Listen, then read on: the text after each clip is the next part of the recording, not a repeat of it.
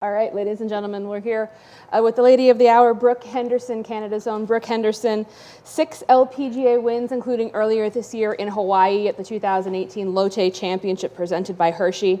So far in 2018, she has 8 top 10 finishes, including a tie for 7th last week at the Indy Women in Tech Championship. This is her 7th CP Women's Open with a best finish of T12 last year in 2017. Brooke, it's good to have you back with us. First off, I do want to, on behalf of the LPGA, extend our condolences at the recent passings in your family. We've all been thinking about you, and we're very happy to have you back and smiling with us. And even better, we're glad to have you back in Canada. What does it feel like every year to get to come back and play in front of your home fans?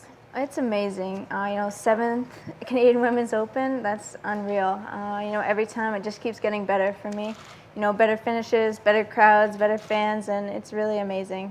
This is my only real opportunity to come home to Canada and play in front of everybody and, hopefully give them a good show. Last year in really my hometown, my home golf course, Ottawa Hunt, it was an amazing experience, and, being able to shoot 63 course record on the Saturday was definitely a highlight of my whole year and, almost of my whole career too. So, hopefully this year, over the next couple days, I can, play really well and, hopefully give the fans something to cheer about.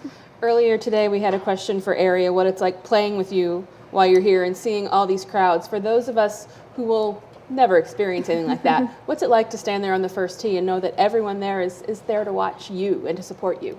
Yeah, it's really hard to believe. Growing up and watching Canadian Women's Opens, as a fan, I just really admired everybody there, and then to now be in that position on the first tee and look out and see, the whole grass covered outside the ropes by people is really cool, and I kind of have to pinch myself and wake up a little bit. But hopefully I can, like I said, just kind of play my own game, play well, and give them something that they can be excited about, and hopefully put on a good show so that on the weekend I can give it a run on Sunday.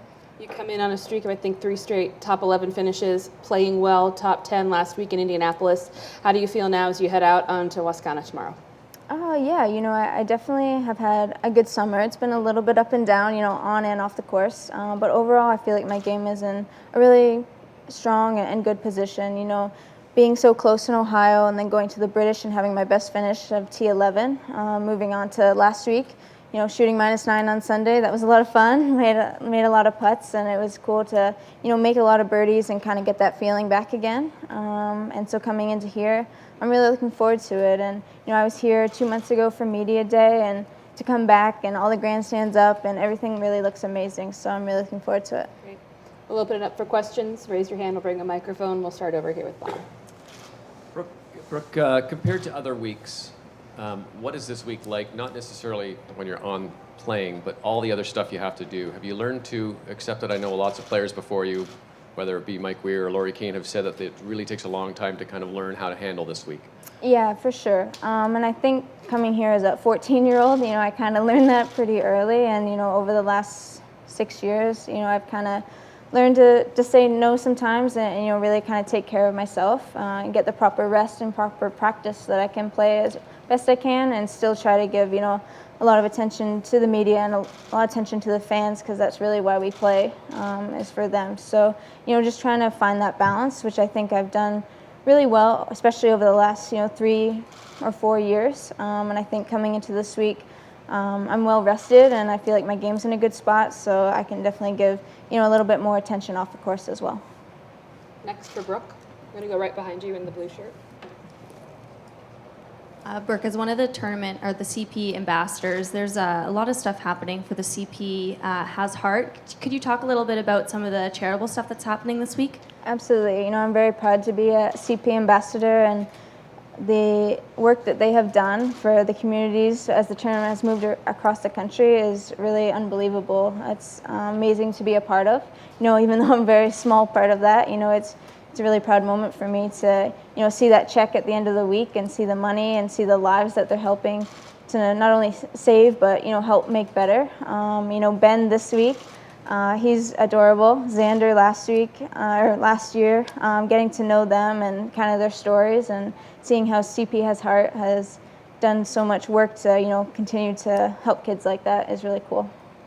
Can we expect a lot of birdies from you on 17 with the $5,000 every time donated? I'm hoping for 4 and maybe 1 tomorrow on the Pro-Am. Hopefully that counts. I'm not sure, but hopefully I think it's a par 5, so I feel like you can definitely make a lot of birdies out there. Brooke, every week is different, obviously, but you're coming off a 63 Sunday in Indianapolis, so do you feel your game is peaking right now, or is there still some things you need to work on? Oh, yeah, I definitely feel like it's in a good spot. I feel like my ball striking's going very well. My greens and reg stats are very good for this past summer, and on Sunday, seeing a lot of putts roll in was a great feeling for me and kind of gives me a lot of confidence back in my putter that I've been kind of changing in and out for the last year or so. So definitely to see those putts go in and make birdies, shoot -9 and finish strong on Sunday was really important to my confidence and kind of my momentum coming into this week. But like you said, all weeks are different, but hopefully that can lead me into a solid round on Thursday. As a Canadian, do you feel there's any extra pressure on you since a Canadian hasn't won this tournament since 1973? Oh, yeah, that's a long time. But yeah, a little bit. I would love to win this tournament. I don't know if that's this year or, hopefully before my career is over, but it's just such a meaningful event for all Canadians. I think there's 15 in the field this week, and every one of us, will definitely feel a little bit more pressure playing at home, but it's a lot of fun. And to have the crowds on your side, know that they're there for you, cheering you on, is a really cool feeling that we get most weeks on the LPGA Tour, but this one, it's really special. What's it like to come into a town where your picture's on every billboard, you're on every poster, people are talking about looking at bobblehead dolls of yourself? You're 20 and it's been part of your life. What's it like to be that center of attention? Yeah, it's pretty crazy. It's really, really cool, though. And, to come here for the first time to Saskatchewan is really cool for me to, kind of check off the province and to Regina. But to see those billboards, I don't know, I kind of blush a little bit, I think, and a little embarrassed, but it's just unreal because, playing on the LPGA Tour every single week is my dream come true. And then to come here where I'm kind of that center of attention, again, is just, kind of a highlight. And I think I'll remember these moments like this forever. How much did you learn about yourself at the CP Open last year at your home club? Kind of slow start, nice finish, nice middle. And then the finish, does that help you deal with the pressure here? Is there less pressure here because you've gone through what you did through last year? Oh, yeah. In Calgary 2 years ago, finishing T14, I believe, and then last year in Ottawa finishing T12, slowly making improvements up. And I think last year was kind of a big breakthrough. I had to birdie the last hole to make the cut, and then I went on that run on Saturday and, gave a solid finish on Sunday as well. So I feel like I'm learning to embrace everything that's going on around me a little bit better, and to, kind of enjoy the fan support a lot more than kind of, getting a little bit more tense. I'm finally kind of enjoying it and just trying to, focus on what I can do, and hopefully what I can do is a great score. Checking off coming to Saskatchewan, is there something you're focusing on for your game specifically for this course, just with the different geographical layouts and all that stuff? Definitely it can get really windy around here. Even this morning, the wind started to pick up a little bit. And there's some long holes, this one right behind me, 5 or 6, they're very long and they're straight into the wind. So I feel like the longer hitters will definitely have an advantage here. Long and straight is always good, and I feel like that will definitely be beneficial around this course. The greens are pretty firm and fast, and I feel like if the wind picks up even more, they could firm out.